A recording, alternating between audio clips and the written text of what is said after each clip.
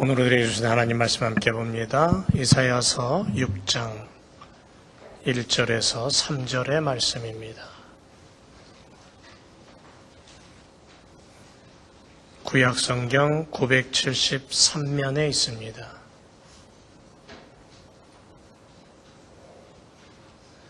이사야 6장 1절에서 3절입니다. 함께 말씀 읽도록 하겠습니다. 시작. 우시야 왕의 죽던 해에 내가 본즉 주께서 높이 들린 보좌에 앉으셨는데 그 옷자락은 성전에 가득하였고 서랍들은 모셔섰는데 각기 6날개가 있어 그 둘로는 그 얼굴을 가리었고 그 둘로는 그 발을 가리었고 그 둘로는 안며 서로 장화하여 가로되 거룩하다 거룩하다 거룩하다 만군의 여호와여 그 영광이 온 땅에 충만하도다. 아멘.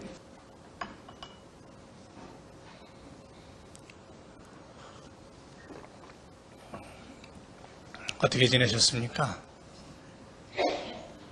잘 지내셨어요?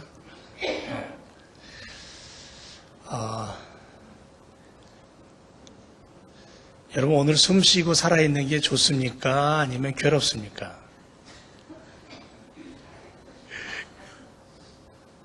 괴로운 분도 있는 것 같네요. 표정을 보니까. 저는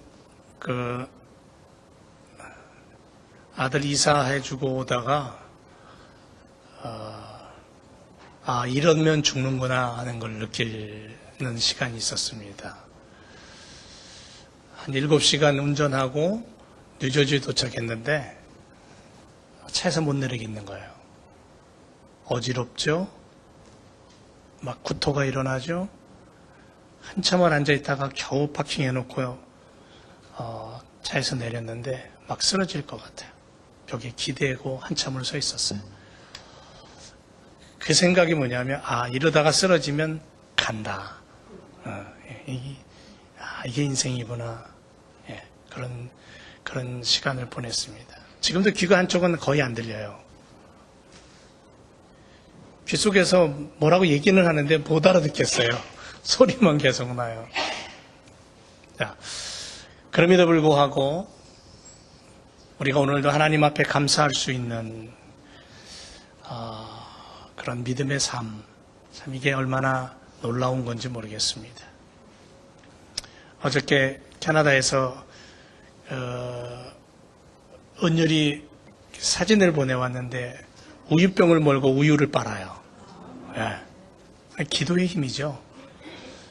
한 5분 정도 우유를 먹인답니다. 코로 그 음식을 넣어주지만 이 빠는 그 훈련을 시키는 것 같아요. 한 5분 정도 우유를 우유병에다 물려서 해주는데 그 모습을 보니까 감사가 나와요. 그 아이 모습을 보면요, 제가 아픈 거는 이건 유도 아니에요. 별거 아닙니다. 우리가 오늘도 예배할 수 있다는 게 얼마나 감사한지 모르겠어요.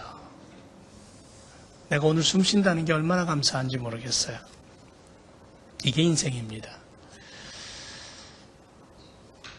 인생이라는 것을 가만히 놓고 보면 수없이 쓰러져요. 물론 사람마다 다르겠지만 쓰러지고 넘어지고 아파하고 힘들어합니다. 특히 이민생활하는 우리들 유독이 더 그런 삶을 살 수밖에 없죠. 병들 때도 있고 수술할 때도 있습니다. 지난주에도 2분의 집사님이 수술을 했어요. 오늘도 성가대 올라오면서 쩔뚝거리잖아요. 김 집사님은 아직 수술한 부위가 다 아물지 않아서 몇 주 기다려야 된다 그러는데, 그런데 그런 시간들 속에서 믿음의 사람들은 이걸 이겨냅니다. 여전히 숨 쉬고요, 여전히 자신의 삶을 살아갑니다. 이것이 인생이라면, 이것이 삶이라면 신앙 안으로 들어와서 신앙의 삶은 어떨까? 다르지 않아요. 똑같아요. 믿음과 순종은 그래서 한 걸음부터다라는 얘기가 있습니다. 우리가 신앙의 삶을 위해 내딛는 걸음걸음 굉장히 무엇보다도 중요하죠. 그래서 에디슨이라는 사람은 인류 최초로 이 전구를 발견해냈지만 수많은 실패의 실험 속에서도 그는 성공한 사람 아닙니까?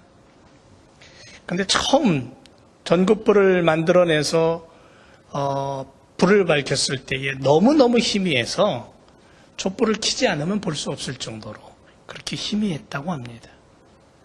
불완전한 거죠. 근데 그 첫걸음이, 그 첫 시작이 결국 우리 오늘 이런 이보다 더 밝은 놀라운 일을 우리는 보고 있습니다. 라이트 형제가 처음 비행기를 만들고 하늘을 날았을 때에 불과 공중에 12초 떠 있었습니다. 그리고 땅으로 곤두박질했어요. 그 불완전했던 첫 시도, 지금은 비행기를 타고 온 지구를 날아다니고요, 우주까지 정복하는 시대가 되었습니다. 짧은 이야기 긴 감동이라는 이동원 목사님의 책에 보면 이런 내용이 있습니다. 인류 역사상 최초의 증기선이 미국 뉴욕에서 알바니까지 갈 때에 배를 타고, 지금의 배를 타고 가면 천천히 가도 30분도 안 걸리는 거리였는데 거의 30시간 걸렸답니다. 거의 30시간. 그런데 최초의 그 한 걸음, 그 스팀 엔진의 고동 소리가 처음 들리는 그 순간 얼마나 중요합니까? 바로 그것이 지금 우리는 엄청난 속도로 달리는 그런 놀라운 일들을 보게 됩니다. 최초의 자동차, 1시간에 2마일을 갔대요. 여러분, 1시간에 2마일이면요, 마차보다 더 느리게 가는 거예요. 그래서 당시에 마부들이 자동차를 보고 놀려댔답니다. 조롱했대요. 차라리 내 마차를 타고 가자. 근데 지금 어떻습니까? 그 불완전한 자동차의 시작이 지금은 운전수 없는 자율주행 자동차가 곧 있으면 우리에게 생활화될 거고요. 공중부양차가 나오고 놀라운 일들이 벌어지는 겁니다. 믿음의 첫걸음, 헌신의 첫걸음, 봉사의 첫걸음, 복음의 첫걸음은 불완전할지 모르지만 그 첫 시작이 있었기에 오늘 우리는 복음의 역사를 경험하게 되는 거예요. 하나님의 영광을 꿈꿀 수 있는 거예요. 하나님의 음성이 들리지 않습니다. 하나님이 죽어버린 것처럼, 죽은 하나님인 것처럼 그렇게 하나님이 보이지 않습니다. 정치는 혼탁하고 종교는 황폐해버렸습니다. 그런 시대에 한 사람이 걸음을 옮기고 그 한 사람의 걸음이 위대한 일을 이루는 것을 오늘 우리는 이사야서를 통해서 발견합니다. 저는 이 말씀을 굉장히 좋아해요. 오시아 왕이 죽던 해입니다. BC 739년. 오시아 왕은 790년에서 BC 739년까지 나라를 다스렸던, 남왕국 유다를 다스렸던 10번째 왕입니다. 오시아 왕은요, 정치적으로 굉장히 뛰어난 왕이었어요. 정치를 참 잘했던 사람입니다. 그런데 그가 교만했어요. 하나님의 성전에 들어갑니다. 자기가 제사장인 양 말씀의 권위를 침범합니다. 신의 위치를 무시해버리는 거예요. 하나님의 선택한 제사장만이 예배를 드리고 분향할 수 있었음에도 불구하고 그는 자기가 제사장인 양, 자기가 선택받은 사람인 양 그렇게 제사를 집전하고 예배를 드립니다. 예배 드렸다는 것이 잘못된 건 아니죠. 여러분, 오늘 우리가 예배 드립니다. 근데 우리가 예배를 드린다는 것이 잘못된 게 아니에요. 하나님의 지시를 무시하고 하나님의 명령을 거역하고 하나님의 자리를 침범해 들어가는 인간의 교만과 인간의 욕심이 문제라는 거죠. 그래서 하나님은 그를 문둥병으로 치십니다. 이사야는 문둥이가 되어 죽어갑니다.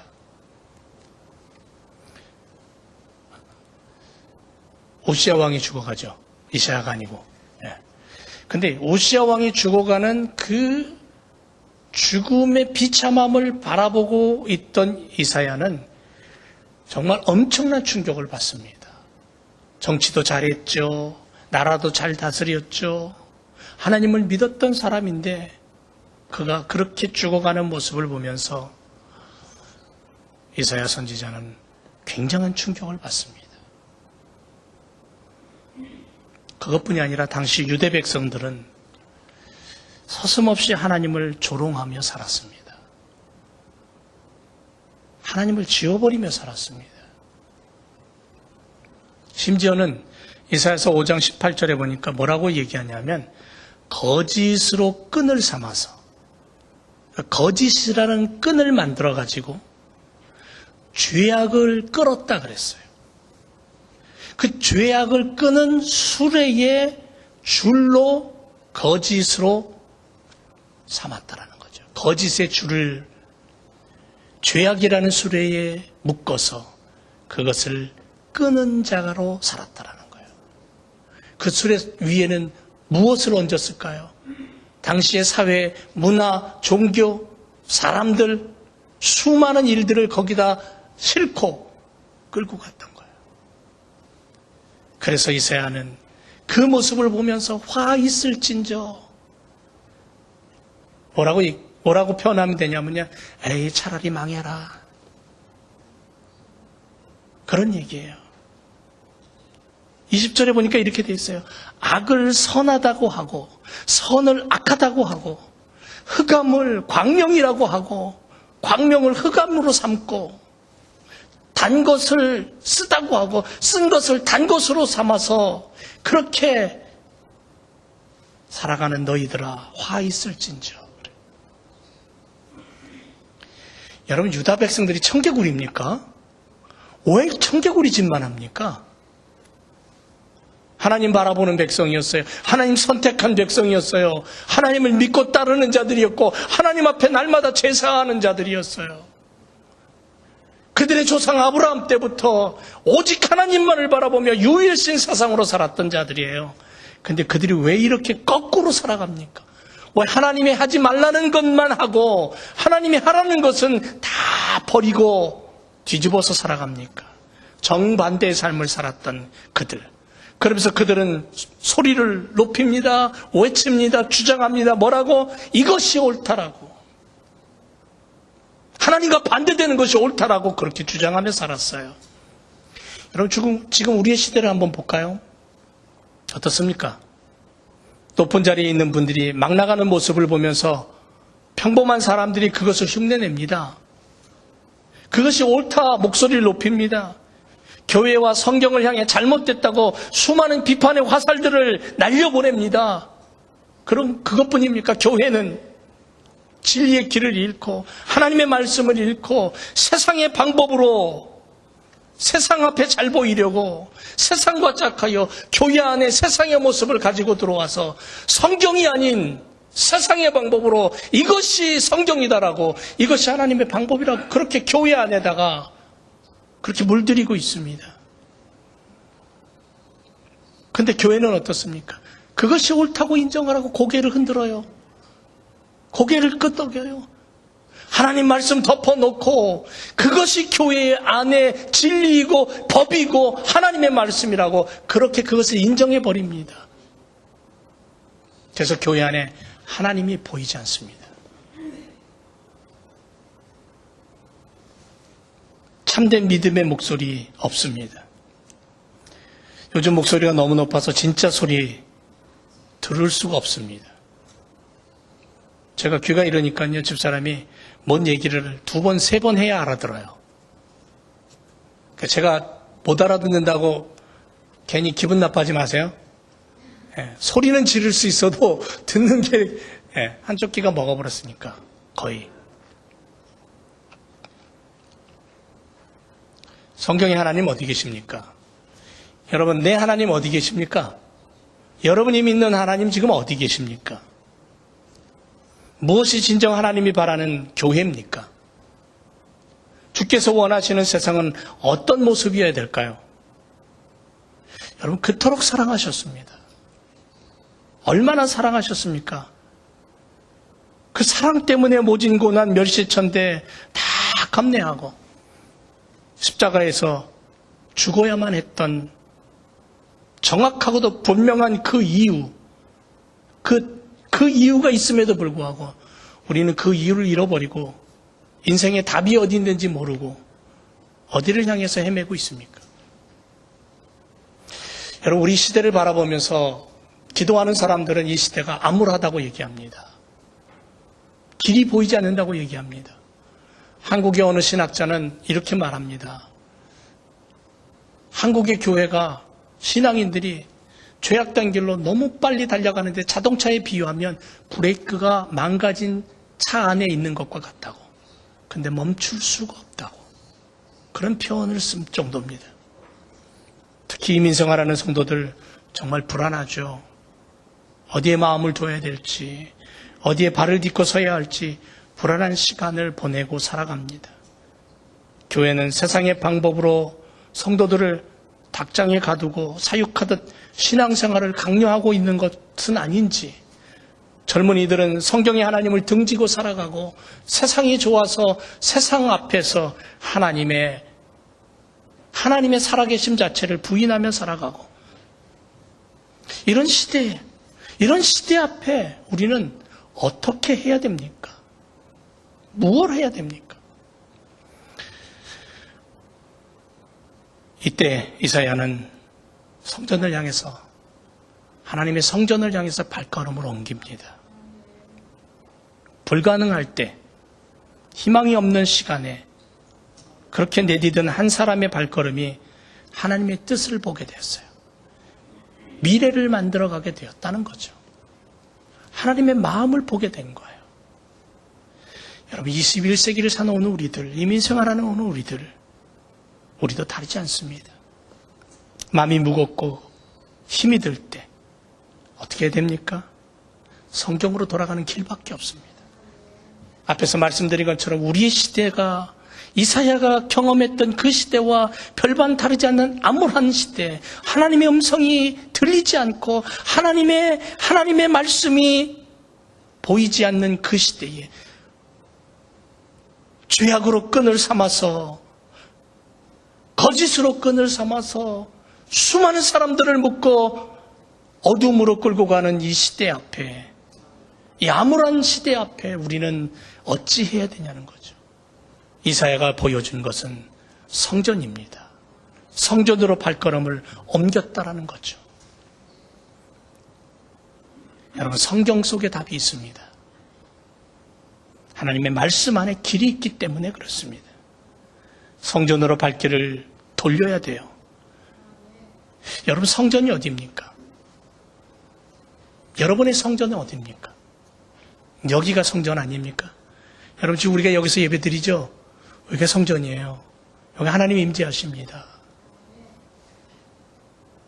이곳에서 하나님 앞에 드려지는 찬양과 고백, 하나님 내 자녀를 주님 앞에, 하나님 내 아내와 내 남편을 주님 앞에, 거짓되고 불의함 속에 하나님 오늘도 어둠의 세력 앞에 끌려다니는 그러한 목줄이 묶여져 있는 그런 도살장으로 끌려가는 소처럼 그렇게 끌려만 다니는 인생 앞에 하나님 어찌합니까? 하나님 어찌 해야 됩니까? 라고 하나님 앞에 목노와 가족을 위해, 교인들을 위해, 교회를 위해, 자식을 위해서, 이 세상을 위해서 엎드려 하나님 앞에 기도할 수 있는, 가슴을 열고 기도할 수 있는 그런 성전을 찾는 발길이 필요하다는 거예요. 여기 우리가 지금 예배하는 이 자리가 하나님의 임재가 있는 성전인 줄 믿습니다. 이곳에서 예배를 하나님 앞에 드리고 아버지가 그것을 받으시고 그 예배를 통해 하나님의 뜻을 깨닫게 되고 하나님의 뜻을 깨달으면 우리의 갈 길을 알게 되는 거예요. 여기만 성전입니까? 또 다른 성전이 있다 그랬죠. 성경에 보니까. 나 한 사람 한 사람이 성령이 거하시는 성전이라고 성경은 우리에게 가르쳐주고 있습니다. 그래서 고린도전서 3장 16절에 보니까 너희가 하나님의 성전인 것과 너희가 하나님의 성전인 것과 하나님의 성령이 너희 안에 거하시는 것을 알지 못하느냐? 이 말씀은 뭐냐면 내가 서 있는 자리가 곧 하나님의 성전이고 내가 살아있는 성전이기에 살아 움직이는 성전된 나의 삶이 예배의 삶이 되어야 된다는 거예요. 나의 삶의 자리가 성전되게 해라. 내가 서 있는 그 자리가 하나님의 성전이 되어 하나님의 영광을 보게 해라.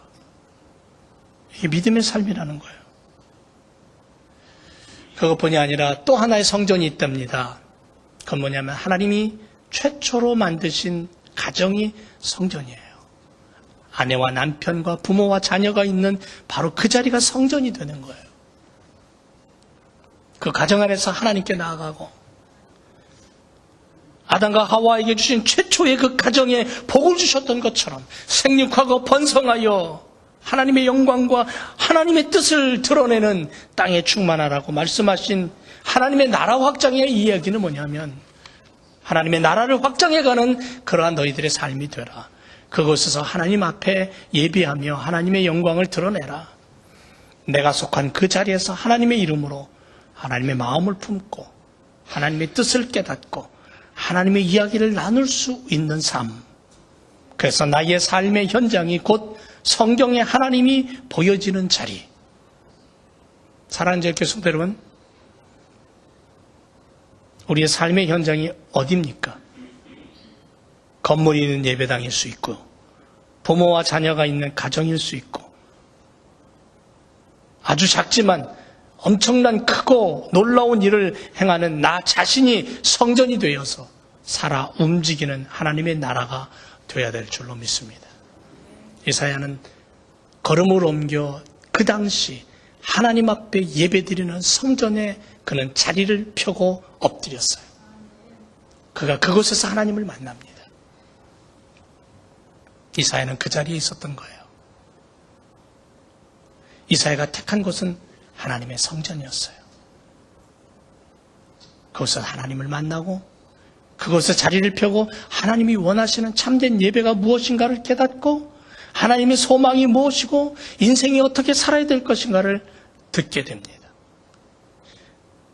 그는 하나님 앞에 거룩히 진지하게 그리고 겸손함으로 무릎을 꿇고 엎드려 기도합니다. 하나님의 영광을 보게 됩니다. 우시야 왕이 잘못된 예배를 통해서 죽었던 그 시점에서 하나님은 이사야에게 예배는 이거야. 이게 진짜 예배야. 내가 받고 내가 원하는 예배는 이거야. 예배를 가르쳐 주셔요. 잘못된 예배를 통해 망가지고 파괴되고 그 잘못된 예배가 번져나가서 우상을 섬기는 이 시대 앞에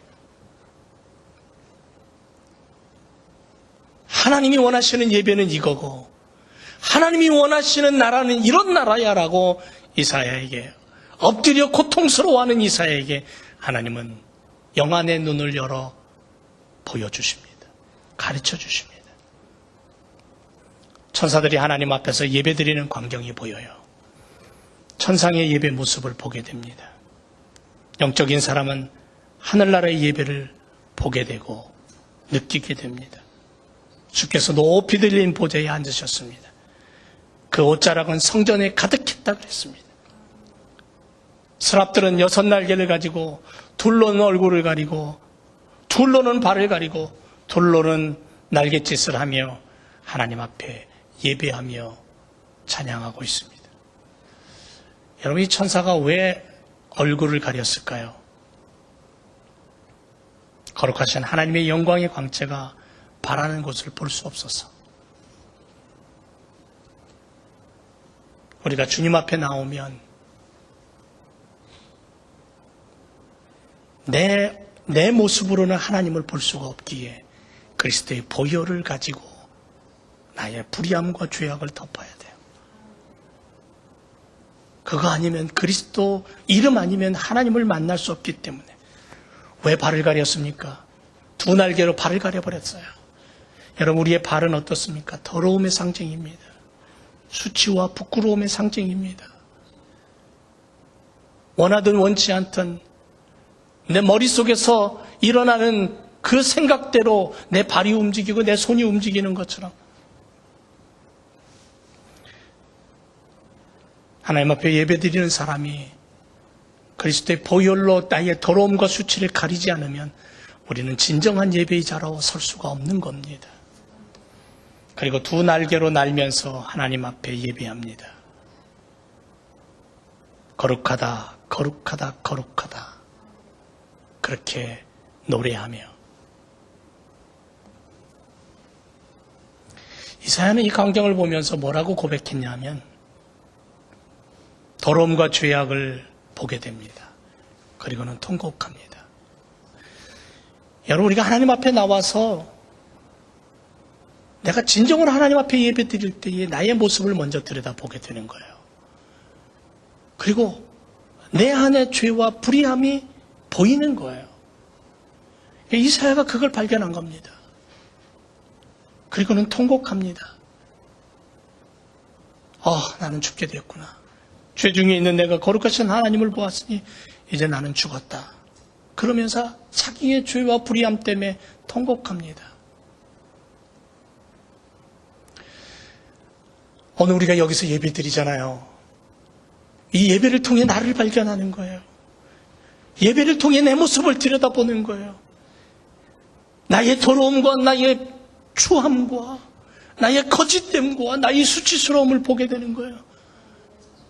그래서 예수님이 필요한 거예요. 십자가의 보혈이 필요한 거예요. 주님, 내 모습으로는 주님을 만날 수 없기에 당신의 보혈로 나를 씻어달라고. 그때의 천사가 하늘나라 제단의 핀수술을 가지고 와서 이사야의 입술에 대면서 이렇게 말합니다. 보라, 이것이 내 입에 닿았으니 내 악이 죄하여졌고 내 죄가 사하여졌느니라. 하나님의 은총이죠. 우리를 향한 하나님의 사랑은 용서와 위로예요. 우리를 향한 하나님의 손길은 죽음이 아닌 영원한 천국의 삶이에요. 우시야 왕은 그저 예배만 드렸어요. 하나님께 예배 드렸어요. 하나님 앞에 예배만 드리면 되는 줄 알았어요. 누가 하든 상관이 있습니까? 예배만 드리면 됐지. 누가 예배를 집중하든 상관이 있습니까? 그저 하나님 앞에 예배 드린다라고 예배만 드리면 되는 거 아닙니까? 예배 자리에 나와서 마음과 생각은 다른 데가 있으면서 나는 예배당에 나와 있으니까 예배 드렸어라고 얘기한다면 된 거 아닙니까? 우시야 왕은 그렇게 하나님을 향해서 예배 드렸어요. 그러면서 하나님을 향해서 자기의 찬란함을 얘기했고 자기의 깨끗함을 얘기했고 자기의 선행을 얘기했어요.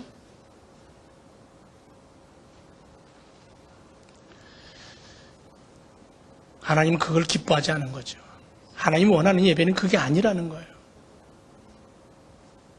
얼마나 많은 예배의 순서가 있느냐가 중요한 게 아니고 얼마나 긴 설교가 있느냐, 얼마나 크게 찬양을 부르느냐가 중요한 게 아니고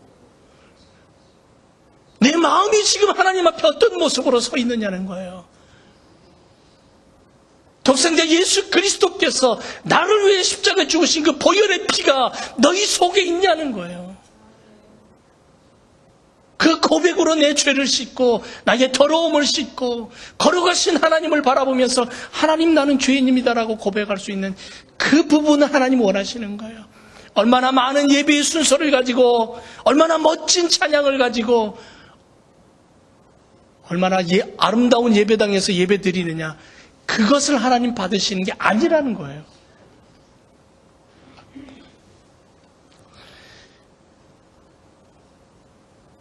이사야는 비로소 잘못된 예배가 무엇인가를 알게 됩니다.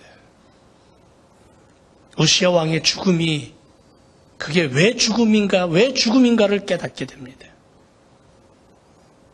이사야 선지자는 하나님을 향한 예배의 중요성, 진정한 예배를 통한 하나님의 은총이 무엇인가를 깨닫습니다. 그리고 막혔던 하나님과의 교통이 이루어져요. 귀가 열리고 마음이 열리고 눈이 열리고 하나님의 마음이 보이는 거예요. 하나님의 음성이 들리는 거예요. 하나님의 안타까움의 소리를 듣게 되는 거예요. 그게 뭐냐면 오늘 6장 8절에 보니까 내가 누구를 보내며 누가 우리를 위하여 갈고, 하나님을 위해서 헌신자가 없다는 거예요. 하나님을 위해서 갈 사람이 없다는 거예요. 몇 주 전에 우리 종호 형제를 파송 보내면서 우리 제일교회는 그래도 복 있는 교회다. 갈 수 있는 자가 있으니까, 보낼 수 있는 교인들이 있으니까. 온 세상을 향한 비전은 구원이에요. 죄악 속에 빠져 있고 어둠 속에 빠져 있고 진리가 무엇인지 모르고 자기가 바라보고 믿는 진리가 진짜 진리라고 생각하고 엉뚱한 길로 가고 있는 수많은 영혼들을 향해서, 그 열방을 향해서 하나님의 꿈은 영혼 구원이라는 거예요. 하나님의 자녀를 얻는 거예요. 그런데 하나님 보낼 사람이 없어요. 종호가 러시아를 통해서 터키에 들어갔습니다. 불안불안했지만 잘 들어갔습니다.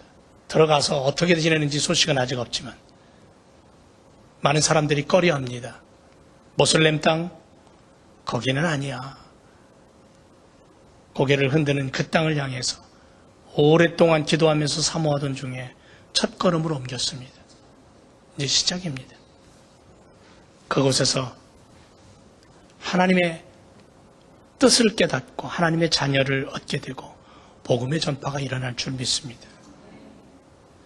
사랑하는 제일교회 성도 여러분, 예배의 중요성을 알고 있는 사람, 하나님을 찬양할 수 있는 사람, 하나님의 마음을 가슴에 가득 담은 사람이 오늘 우리들 시대에 필요하다는 거죠. 아무리 둘러봐도 그런 사람이 보이지 않는 거예요. 하나님의 눈을 아무리 크게 뜨고 둘러봐도 남을 흉보고 남을 비판하고 남의 이야기를 즐겨할 뿐, 남이 잘 되는 건 배 아프고, 옛말에 그런 말 있죠. 예? 누가 땅을 사면 배가 아프다고요? 예?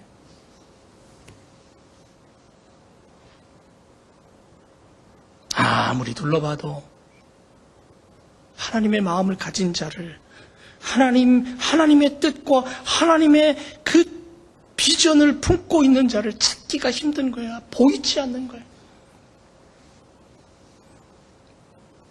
그래서 하나님이 당신의 가슴을 부여잡고 우셔요. 마음이 슬퍼요. 주님의 눈물이 보이는 거예요. 이사야는 주님의 눈물을 봤어요. 암울한 시대 아닙니까?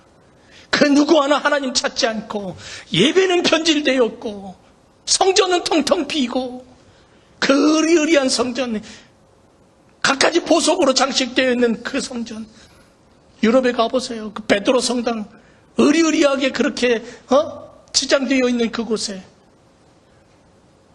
하나님의 마음을 가지고 그리스도의 십자가 앞에 그분이 흘리셨던 눈물을 품고 그 앞에 엎드려서 기도하는 자가 몇 명 되겠습니까? 미국도 마찬가지고요. 교회들마다 문을 닫고 있어요. 경매에 나오고 있어요.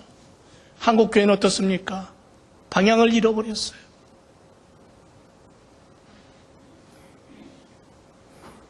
하나님의 가슴이 얼마나 아픈가를 느끼고, 하나님이 무엇을 위해서 이 땅에 오셔서 십자가를 지셨는가를 깨닫고, 이사야는 주님의 마음을 깨닫는 순간 이렇게 답합니다. 내가 여기 있습니다. 나를 보내소서. 주님, 내가 여기 있지 않습니까? 주님, 내가 가겠습니다. 사랑하는 성도 여러분, 교회의 사명이 여기 있는 줄 믿습니다. 교회 안에 있는 성도들의 삶이, 그 삶의 방향이 하나님의 나라를 선포하고 십자가의 주님을 가르치고 제자 삼고 그리고 믿음으로 살아가게 하는 거예요. 마태복음 28장 우리가 늘 외우고 있는 19절 20절 그러면 너희는 가서 모든 족속으로 제자를 삼아 아버지와 아들과 성령의 이름으로 세례를 주고 내가 너에게 분부한 모든 것을 가르쳐 지키게 하라. 볼지어다 내가 세상 끝날까지 너희와 항상 함께 있으리라. 에스겔서 38장 23절에 이와 같이 내가 여러 나라의 눈에 내 존대함과 내 거룩함을 나타내어 나를 알게 하리니 그들이 나를 여호와인 줄 알리라.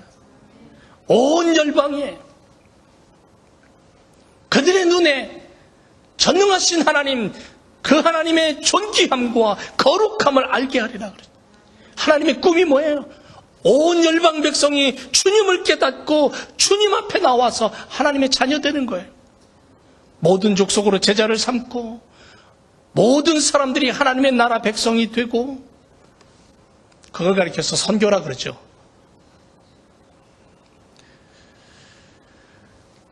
예수님 처음 오셔서 외친 말씀이 뭡니까? 회개하라 천국이 가까웠다요.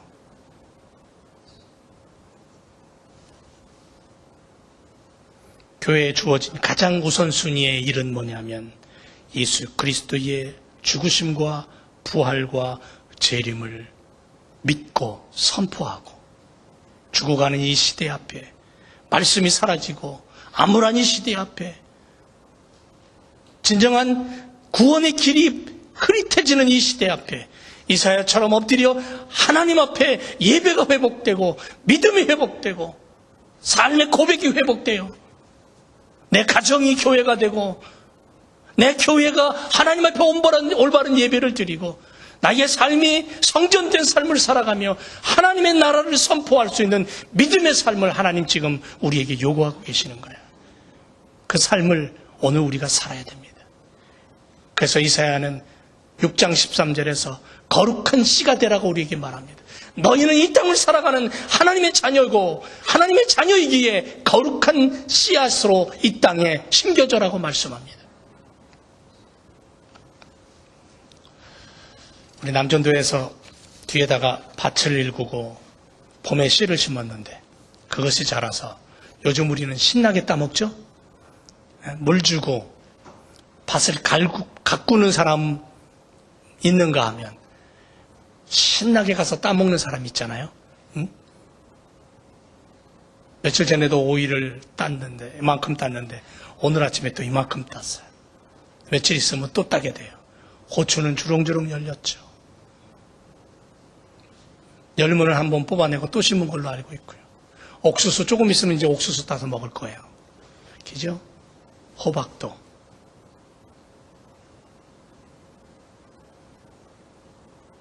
씨를 심으면 자연의 원리는 물 주고 가꾸면 거기서 꽃이 피고 열매 맺게 되어 있어요. 그런데 신앙의 사람은 하나님의 거룩한 자녀된 우리들은 거룩한 백성으로서 거룩한 씨가 우리 안에 심겨져 있는데 그 거룩한 씨가 왜 자라지 않습니까? 왜 꽃이 피지 않고 왜 열매가 맺지 않습니까? 내 안에 하나님의 거룩한 씨가 자라야 돼요. 하나님의 백성의 모습을 가지고 자라야 돼요. 그래서 하나님의 영광의 열매를 맺을 수 있는 그리스도인이 돼야 돼요.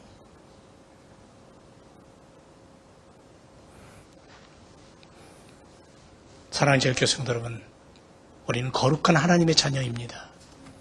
하나님은 우리 안에 거룩한 씨를 심으셨습니다. 그 씨는 생명입니다. 하나님의 나라를 세우는 생명입니다. 이사야 한 사람이 암울한 시대에 성전에 들어가 엎드려 예배를 회복하고 하나님의 음성을 듣고 보냄을 받고 거룩한 씨로 열매 맺은 것처럼 오늘 우리도 이 시대 앞에 그런 믿음의 삶을 살아야 될 줄로 믿습니다. 내 안에 거룩한 씨가 자라 꽃이 피고 열매 맺는 그 순간까지 힘쓰고 애쓰고 수고의 시간을 감내하며 하나님의 나라를 세우는 우리 모두가 되어야 될 줄로 믿습니다. 기도하겠습니다.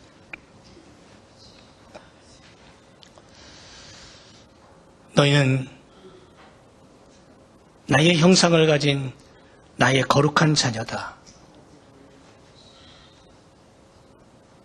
오늘 우리 안에는 하나님의 생명의 씨가 있습니다. 거룩한 씨입니다. 거룩한 씨로 자라라. 꽃이 피고 열매를 맺어라. 물을 주고 잡초를 뽑아내고 밭을 다듬고 일구며 돌보는 것처럼 세상을 향해 거룩한 씨 된 우리가 그런 삶을 살기를 원합니다. 그리고 그 안에 하나님의 영광이 드러나기를 원합니다. 때로는 우리가 아파할 수 있고 때로는 실망하고 때로는 낭망할 수 있을지 모르지만 여전히 하나님 나라가 우리 앞에 있고 여전히 그 하나님의 나라를 선포하는 믿음의 삶을 살게 해 주옵소서. 예배가 회복된 교회, 예배가 살아있는 가정, 예배자로 사는 성도의 삶이 되게 도와 주옵소서. 그래서 하나님의 음성을 듣고 하나님의 뜻을 나누고 섬기고 베풀며 전하는 거룩한 하나님의 자녀 되게 해 주옵소서. 감사드리며 예수님 이름으로 기도합니다. 아멘.